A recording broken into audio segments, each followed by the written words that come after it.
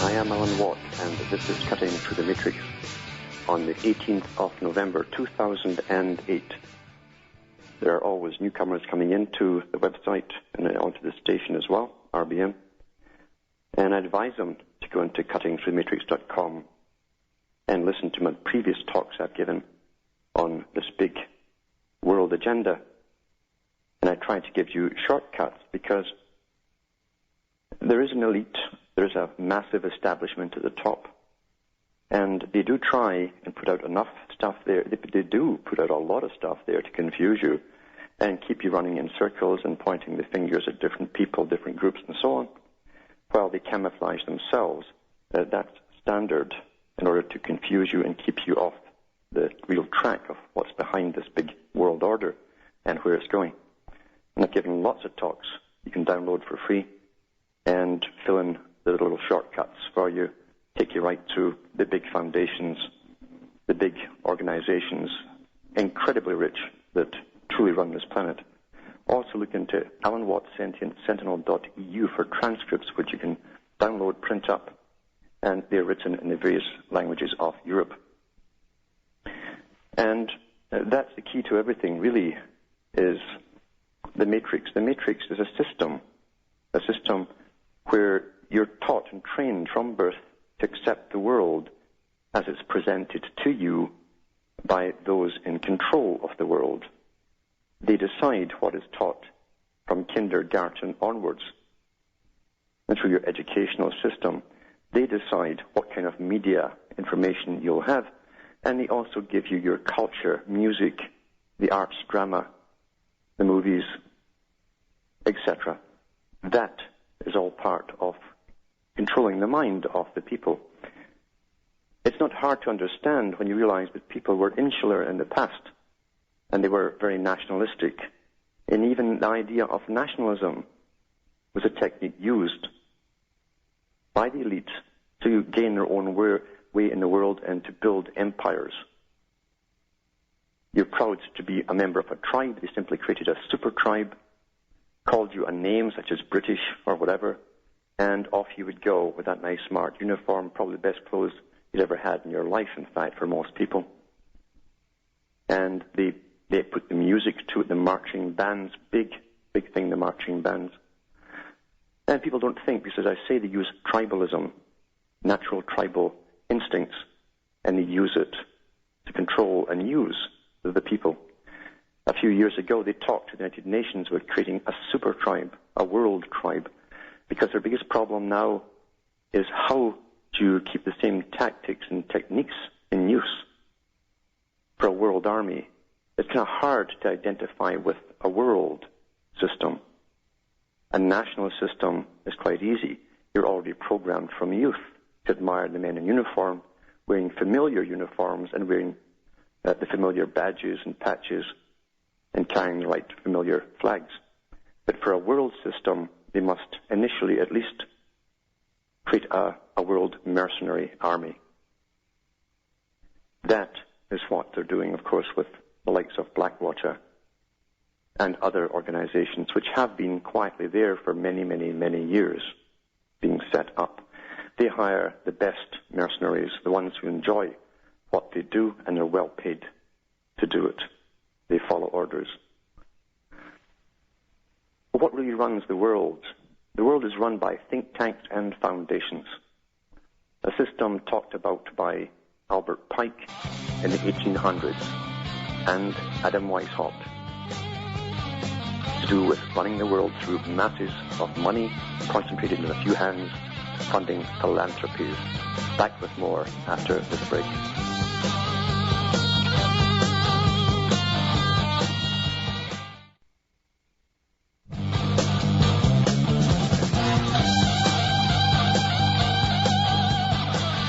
Hi folks, I am Alan Watt. This is Cutting Through the Matrix. And just before the break, I was talking about how the foundations were set up a long time ago to front for the already existent aristocracies of mainly Europe, but combining that of America as well eventually. And they set up these non-governmental organizations. There would be think tanks. They would create public policy their members would come in and out of politics. They would be embedded within the bureaucracies. And they do exist. Margaret Thatcher talked about the parallel government that she belonged to. She was referring to the Royal Institute of International Affairs and its American branch, the Council on Foreign Relations. Everything that's printed in the Foreign Relations magazine comes to pass. They give you the future because they're all working towards this particular future. Tremendous power because they have access to government, they can be in government, and they can supposedly serve the public at the same time. Something that was mentioned by Albert Pike about the foundations, how they create foundations which would amass a massive wealth, and they become masters over the masters of the world. And they run under philanthropy. That's the greatest guise. And they're all interrelated. I've never really seen one of these major think tanks or foundations that is not on the same track as all the other ones. They're really specialized blocks. They specialize in their own areas to guide public opinion, guide political opinion as well, and get laws passed too, which sometimes they draft up, like the amalgamation of the Americas. The CFR took credit for that. Private organization, non-governmental. And here's an article from Bloomberg.com, November the 18th. It says, 3 blocks from the White House on the 10th floor of a sleek glass building, young workers pound at computers with giant flat-screen TVs overhead. It has the look and feel of a high-tech startup. In many ways it is. The product is ideas, thanks in part to funding from benefactors such as billionaire George Soros at the Center for American Progress, another big foundation, a think tank, you see. It's become in just 5 years an intellectual wellspring for democratic policy proposals. This is the other side of the dialectic, including many that are shaping the agenda of the new Obama administration. Much as the Heritage Foundation provided intellectual heft for the Republican Party in the 1980s, CAP has been an incubator, like the cap, we're at the top of the capstone, for liberal thought and helped build the platform that triumphed in the 2008 campaign. What CAP has done is recapture the role of ideas as an important political force, something the Republicans have been better at for 25 years, said Walter Isaacson, president of the Aspen Institute. Another one, another non-partisan policy research organization in Washington. CAP's president and founder, John Podesta, 59, former chief of staff to President Bill Clinton, is one of the 3 people running the transition team for President-elect Barack Obama. 47, a squadron of CAP experts is working with them. Some of the group's recommendations already have been adopted by the President-elect. You see, the President-elect is just a front man for the agenda. And the public are generally unaware of the big foundations and philanthropic characters behind them. They've never looked into their characters or what their viewpoints are on their nation, never mind the entire planet. So some of the group's recommendations have been adopted, such as withdrawal of troops. These include the center's call for gradual withdrawal of U.S. troops from Iraq and a build-up of forces in Afghanistan. They want to build up forces there because they've got to guard the poppy fields for the heroin trade. A plan for universal health coverage. Now remember what I said before, Lenin talked about services created in the West, which would become authorities. And under the United Nations proposals, which Mr. Soros backs completely, you have to get the most basic health care worldwide as possible. And anyone visiting Canada should walk into one of the clinics here, and you'll see what we mean by basic. And it says here they're going to create green jobs linked to alleviating global climate change. We should have weather now of climate change. CAP is also advocating the creation of a National Energy Council, headed by an official with the stature of the National Security Advisor, and who will be charged with transforming the energy base of the U.S. That's a big, big project. That's going to be a big stick on everyone.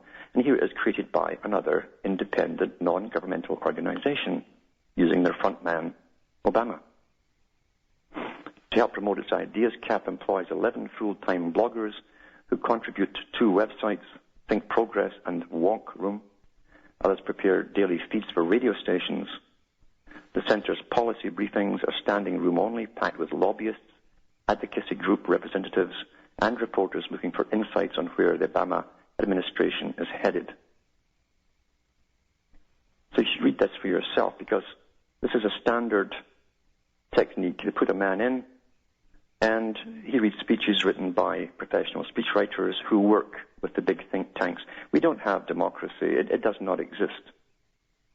You have a parallel government with specialized areas and think tanks working in their own particular area, running the world. And it's been like that for an awful long time.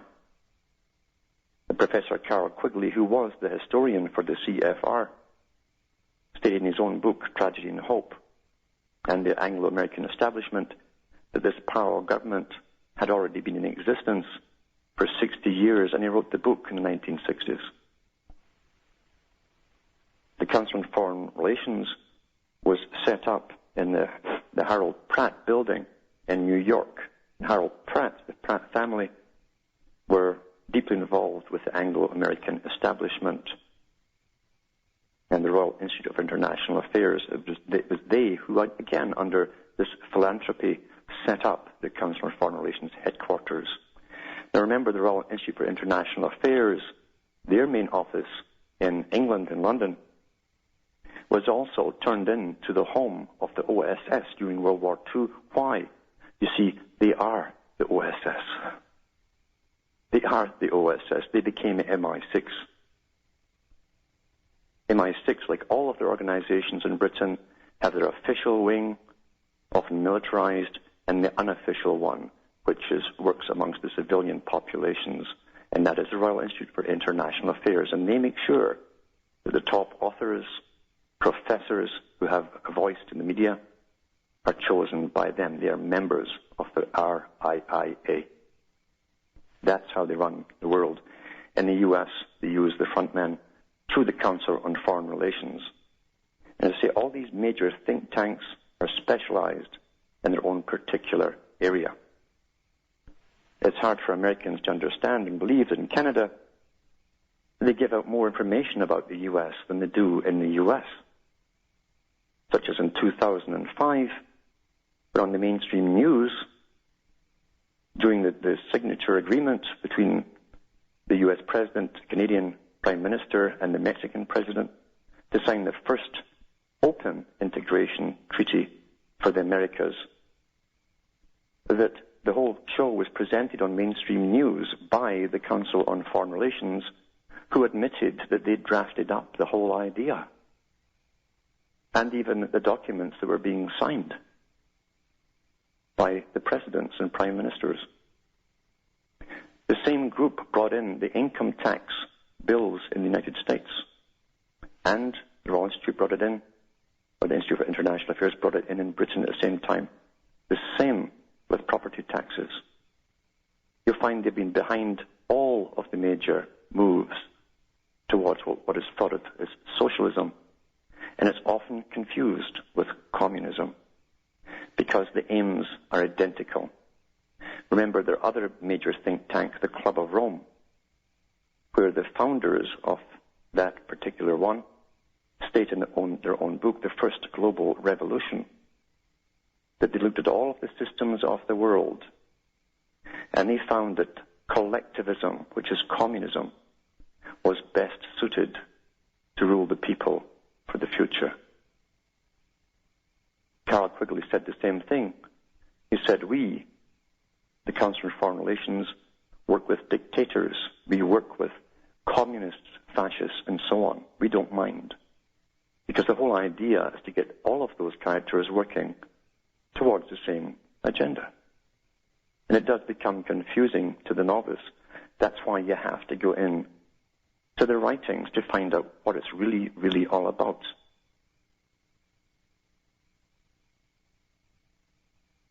Prestige and prestigious institutions are lusted after by people of every race.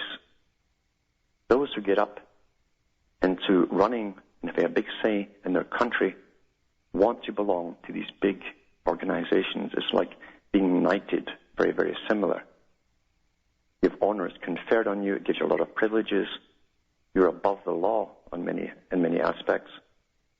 You can actually be a sovereign entity, kind of like the Knights of Malta, and be an internationalist. You can have an international passport and diplomatic immunity, meaning you don't get patted down and prodded at airports, or your bags opened and searched.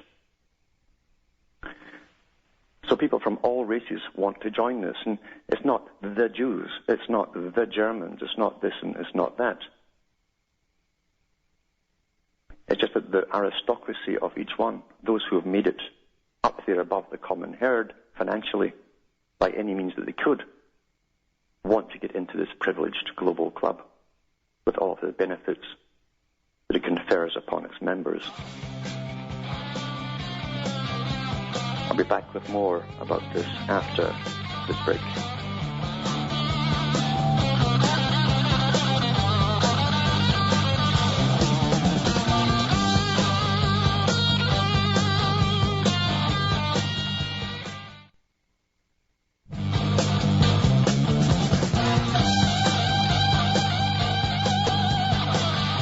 I'm Alan Watt, and this is Cutting Through the Matrix, mentioning the big foundations and how foreign policy and domestic policy is created, not from the public itself, not through democracy, not through the promises that are given during political campaigns, but by the big foundations and organizations that are behind the front men, the politicians that are groomed and trained for their roles. And all these think tanks and foundations are all on the same track. That's what you do find out. That's the pyramid. Look at all the blocks that build the pyramid. That's what they are. And they use the dialectic on the public, left wing, right wing, and so on. But it's all the same agenda. Because when you go into the creation of, say, the Fabian Society, for instance, you find that the founders were eugenicists first. They were members of the elite. They were authors, professors, advocates of the British system, who did believe that the best way to help the poor was to simply eradicate them. They were the ones who looked at the world, they looked at the poverty, they looked at the fallout from the industrial era, knowing that it was only a short-term phase we were going through, and that other eras, like technology, would come after industry, and they wouldn't need all those people anymore. But to the working classes, they're seen as some kind of working-class hero. Nothing could be further from the truth. Everyone's been had in the system. Here's an article from Hysterical, that's a good title. It's Historical, which is hysterical, and Investigative Research, that's HIRHome.com. March the 4th, 2008, it says, what is the Council on Foreign Relations? History shows that the policies debated and proposed by the CFR almost always become U.S. foreign policy, and yet the CFR is supposed to be a private organization. Very little is known about it, and political scientists almost never investigate it. It pays to study the CFR, however, if we wish to understand how power works in the United States and what ideology the U.S. ruling elite answers to. And it says, an introduction, in 1977, political scientist Thomas Dye delivered his presidential address to the Southern Political Science Association at the University of California at Santa Cruz. His topic, the role of allegedly private policy-making organizations in determining U.S. policy. His address was then published in 1978 as a research paper in the Journals of Politics, and much space was devoted to the importance of the Council on Foreign Relations in the making of your United States foreign policy. All around, this was a rare event that helped correct a feeling identified by sociologist G. William Domhoff in his 1970 book, The Higher Circles, the Governing Class in America. There has never been any research paper on the CFR in any scholarly journal indexed in the Social Science and Humanities Index. Many political scientists apparently thought this was a proper state of affairs and wanted matters to remain thus, because Dye wrote in the first page, "I appreciate the assistance of G. William Domhoff, University of California, Santa Cruz. I apologize to those eminent political scientists who told me that studying the activities of private policymakers was not political science." It is certainly curious that eminent political scientists should be opposed to research on the Council of Foreign Relations and other supposedly private policy organizations. We shall return to these matters. First, however, let us get a sense for what the CFR is and give some context to evaluate Dye's use of the phrase private policymakers in reference to this organization. His political scientist Lester Milbraith observes that the influence of the CFR throughout the government is so pervasive that it is difficult to distinguish the Council on Foreign Relations from government programs. The Council on Foreign Relations, while not financed by government, works so closely with it that it is difficult to distinguish council actions stimulated by government from autonomous actions. You could say in reverse direction as well. It's difficult to distinguish government actions stimulated from the council from autonomous government action. Dye gives a list of quite major U.S. foreign policy initiatives which the CFR led, including both the initial decision to intervene militarily in Vietnam and the later decision to withdraw. Further, he points out that many important members of the CFR are simultaneously top government office holders. For example, council members in the Kennedy-Johnson administration included Secretary of State Dean Rusk, National Security Advisor George P. Bundy, CIA Director John McCone, and Under Secretary of State George Ball. A list of important figures in the CFR over the years up to 1978, which Dye also provides, shows that many are former top officials in the United States government.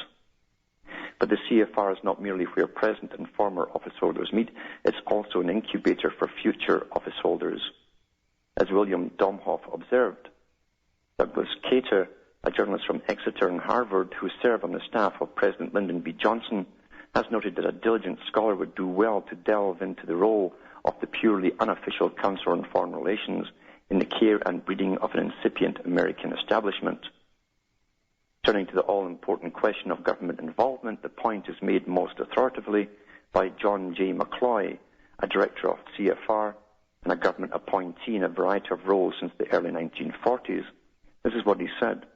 "Whenever we needed a man," said McCloy, in explaining the presence of CFR members in the modern defense establishment, "we thumbed through the roll of council members and put through a call to New York, the Harold Pratt building." I'll be back with more after this break.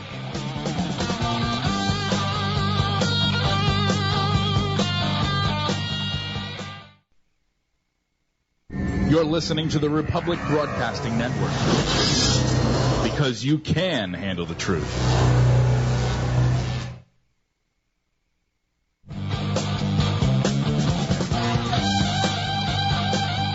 Hi folks, I am Alan Watt, and this is Cutting Through the Matrix, where I try to fill in all the little bits and details in history they omit from the history books. And I urge everyone to look into Carroll Quigley's The Anglo-American Establishment to find out that the Council on Foreign Relations is just the American branch of the Royal Institute of International Affairs, based in London, England. And he gives the history of the main players and how they set it up and what their goals were, world governments, but particular world governments. And he goes into that in good detail. But to continue with this article from hirhome.com, it says, "In what sense then can we say that the CFR is private? In this technical sense, the money to support CFR comes from private foundations and corporations. It is obvious now why the CFR was called by Washington journalist Joseph Kraft a school for statesmen, which comes close to being an organ of what C. Wright Mills has called the power elite, a group of men similar in interest and outlook, shaping events from invulnerable positions behind the scenes. Financial backers of the CFR get to turn their views into policy without the scrutiny that would accompany running for office under the cover of a supposedly private organization." Now, Quigley also said, that the technocrats, as they call the Kissingers and the Brzezinskis and the Maurice Strongs and many others that run around the world attending global meetings and putting down policy and creating the Earth Summit and so on. He said they're the ones who wield the real power, not the presidents or prime ministers, and are not answerable to the public. So this article is verifying that fact. It's much easier when they're not under public scrutiny. In fact, the public generally never knows what they're up to. Doesn't even know what they are, in fact. It says, even the academic world of eminent political scientists, as we have seen, cooperates in keeping the CFR in a penumbra because, according to them, studying what the CFR does is supposedly not political science. Well, it's not. They don't play politics. They create agendas. Big difference. They create public policy. This penumbra obscures not only the process of foreign policy making in the United States, but in the Western world as a whole. Thomas Dye writes, a discussion of the CFR would be incomplete without some reference to its multinational arm, the Trilateral Commission. The Trilateral Commission was established by CFR board chairman David Rockefeller in 1972 with the backing of the Council and the Rockefeller Foundation. See, they really run the world, the foundations, and they fund them. Because when people thought they were given democracy, it was a sham. The elite were not going to give up power, ever. And they created democracy for the public and their own foundation-run system, the parallel government, which is the real government to get things done. That's what Maggie Thatcher said. She says, you can get things done quickly without all the haggling and debates that go on in Parliament. It says here the Trilateral Commission is a small group of top officials of multinational corporations and governmental leaders of industrialized nations who meet periodically to coordinate policy among the United States, Western world, and Japan. And that's the key, how all these foundations work. They must be coordinated with each other, in sync, and they are. This article goes down and down with some of the early leaders who set it up, the funding, the foundations, and so on. But they come to this stage where they say, well, what do they all have in common, these very rich people? And what they do find is that the founders were all eugenicists, Darwinists and eugenicists. From Woodrow Wilson, J.P. Morgan, and the Rockefellers. It's funded by money from the Rockefeller Carnegie Foundations and then also by the Ford Foundations. Do these varied interests have anything dramatic and telling in common? The answer is yes. They were all backers of the eugenics movement, and they still are. The American eugenics ideology is not familiar to most people because discussion of the American eugenics movement, despite this having been perhaps the most important social and political movement of the first half of the 20th century, somehow it never makes it into high school and university curricula. I used to do the following experiment with my college students at the University of Pennsylvania, an Ivy League school. I would ask them to raise their hands if they'd heard of the eugenics movement. Nothing moved. The eugenics ideology has the following main components.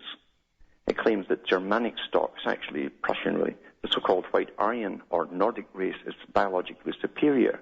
Number 2, it proposes that Germans ought to rule the world as a master race. And 3, it wishes to curtail the reproduction of inferiors, defectives, and degenerates, or else to exterminate them. In his detailed study of the American eugenics movement, War Against the Weak, Eugenics and America's Campaign to Create a Master Race, published in 2003, historian Edwin Black writes, in 1916, American eugenicist Madison Grant's The Passing of the Great Race declared that the white Nordic race was destined to rule the world and confirmed the Aryan people's role in it.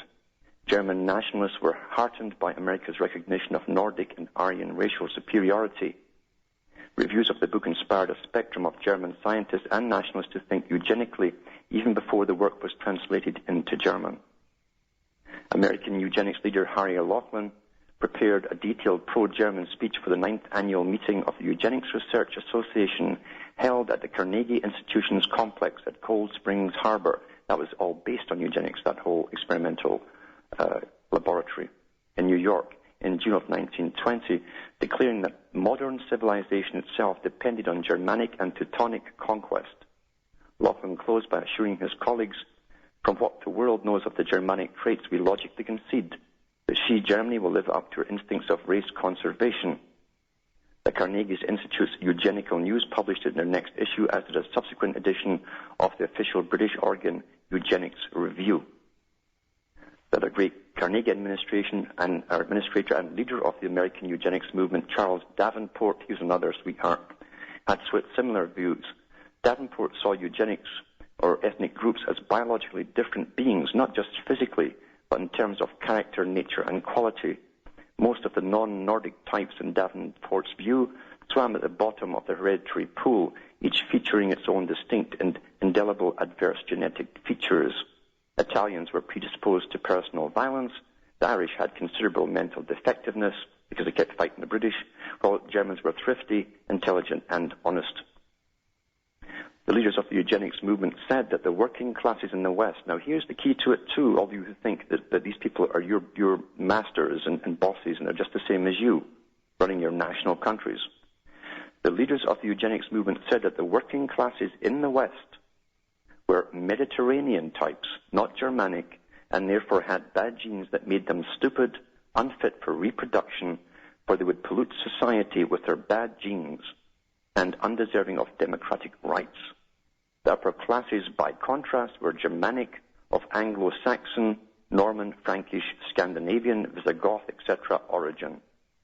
To understand this view, one must know that when the Latin Roman Empire's political structure collapsed, Western Europe was conquered by Germanic military aristocracies that, in alliance with the Vatican, recreated the Roman Empire as the Germanic Holy Roman Empire of the Middle Ages. Pope Leo III crowned Charlemagne, the king of the Germanic tribe of the Franks, the man who conquered almost all of Western Europe, Holy Roman Emperor in the year 800. Charlemagne then proceeded to distribute lands to his aristocratic accomplices all over the dominions, and this became the basis of the European nobility and led to the feudal system as well.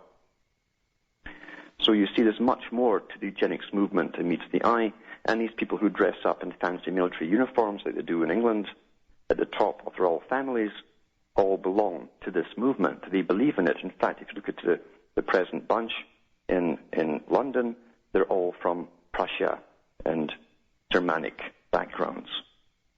In fact, their name was Saxe-Coburg-Gotha until World War I, when it was thought to be sort of ironical that the king was asking the British folk to go off and fight for England and Britain, and here he is with a German name. So they changed it, looked back into the Tudor times, picked a name, Windsor, and called them Windsor instead.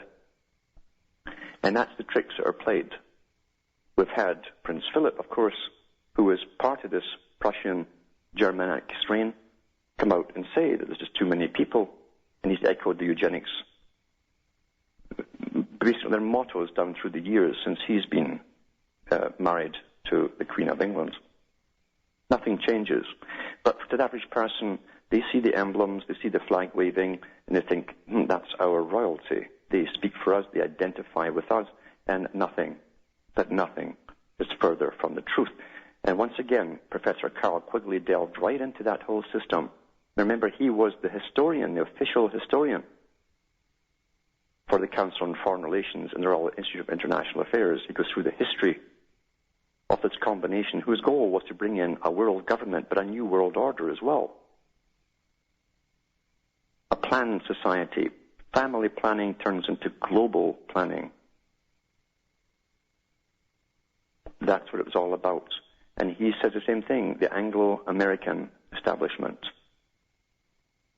In great detail. You've got to get those books and read them. Now, I'll go to the callers now, and we've got Rachel in North Carolina. Are you there, Rachel? Hi. Hi. Thanks for taking my call. It's a pleasure. I appreciate you because you're one of the last sane people on the earth. And basically, I guess what I want to ask you about is my approach to trying to help people to see the corruption, because what I generally try to do is I start out with the Bush-Nazi connection and the coup of 1934 and J.P. Morgan and Prescott Bush, eugenics, and then bringing like the Nazi scientists over and IG Farben and Bayer, literally like producing AIDS-infested drugs and then shipping them out and then shipping them offshore. Mm-hmm. And then I get into like the mind control experiments with you and Cameron. Yes, he was a winner. Yeah, he was a winner. And then I talk about like Norman Dodd and his interview, and then I go into the atomic veterans and Federal Reserve and Aaron Russo and the money masters. Yes. And then I talk about cancer viruses and the vaccines and like the hundreds of CIA covert ops to take out the third world. Yeah. And then I go into, them funding both sides of the war, and then how, we're basically being sterilized in the whole disappearing male thing. That's right. So, when I see this, and I see, and that's like the tip of the iceberg. Yes, I mean, literally, if I went into, all the police state tactics they're doing now and ordering tanks and all the current stuff, too, that's out there, this is just the tip of the iceberg. But when I see all this stuff, I see a connection, and I see the agenda, and I see that it's not just unorganized corruption. But what happens is, when I first tell people all this stuff, first they say, it's not that bad.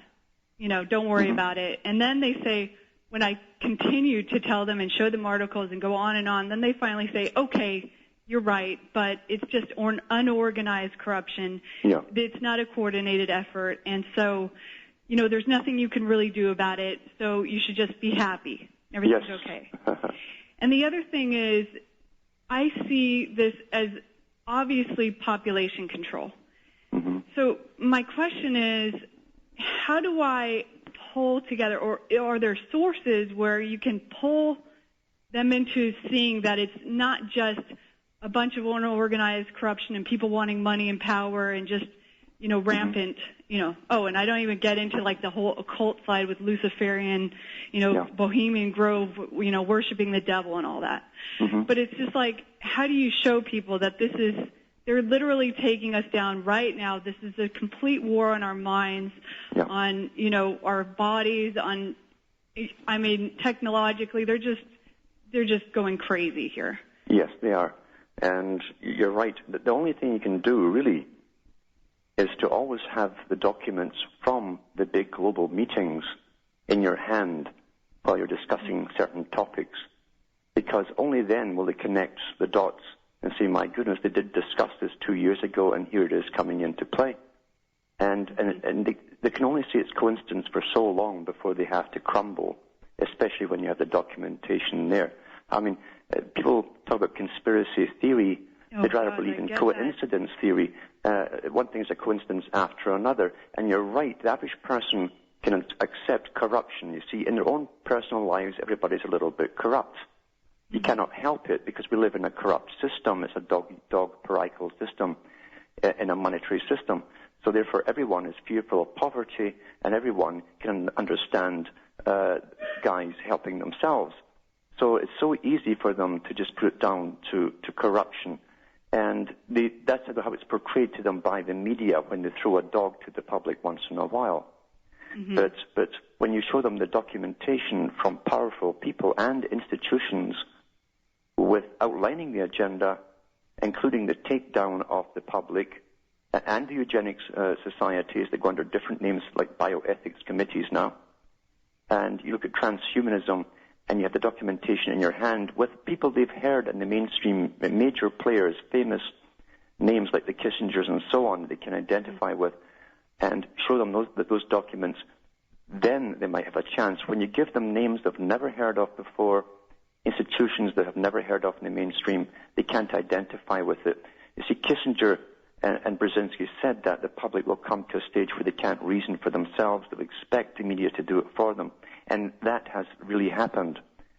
And personally, I do believe that Arthur Koestler, with all the experiments he wrote about under the United Nations, that would target the part of the brain that gave you your survival capabilities and individuality, I think most people actually are really physically damaged as well. So you have to test them out first. Which of these documents could I use specifically? you can go into the Council on Foreign Relations has massive websites out there, and look at all of the areas they cover with all their think tanks and special divisions. It's every facet of your life, including the coming food shortages. They've been working on that for 15 years. Just one section of them. Another section has been working on the monetary system for the world for about 20 years. Every facet of your life, including population reduction. So you have to go into their own websites for the proof. And you must go into also the Rockefeller Foundation. You can get the list of all the organizations they fund. There are actually speeches on YouTube. You're living with a visually orientated society today. They can't read anymore. Most of them can't read very long. And on YouTube, you'll hear Rockefeller himself give speeches on the necessity of eugenics being brought to the fore and the reduction of population. Well, the other thing I get is because I can't stop talking about it. And so I get this, you're so negative, eventually they just shut down. They don't want to talk to me ever again. Yes. And, you're too negative, and, you need to just, this is just corruption. You're feeding into it. And I guess what they say is that I'm giving them power by focusing on it. In other words, if we don't talk about it, it won't happen, right? Hold on, and we'll finish this after this break.